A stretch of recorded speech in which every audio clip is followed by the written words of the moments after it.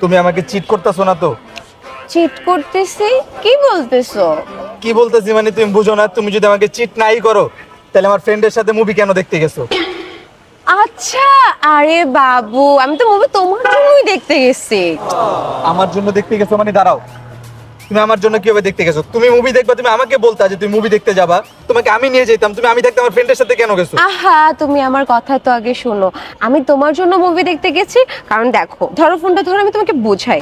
আমি যদি তোমাকে বলতাম তাহলে তোমার টিকিটের টাকা লাগতো, আমার টিকিটের টাকা লাগতো, আমাদের রিক্সা ভাড়া লাগতো, পপকর্নের টাকা লাগতো। জান, আমি তোমার ফ্রেন্ডকে বলছি, ও আমাকে নিয়ে গেছে, আমি তো তোমার টাকা বাঁচাচ্ছিলাম।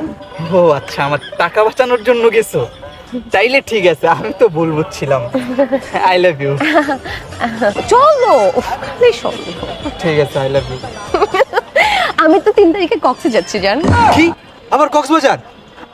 জান, কক্সে তো যাচ্ছি আমার আরেকটা ফ্রেন্ডের সাথে, ওর টাকায় যাচ্ছি। ও আচ্ছা, আমার তোমার টাকা সেভ টাকা করতেছো? বাঁচাচ্ছি। চলো, আই লাভ ইউ।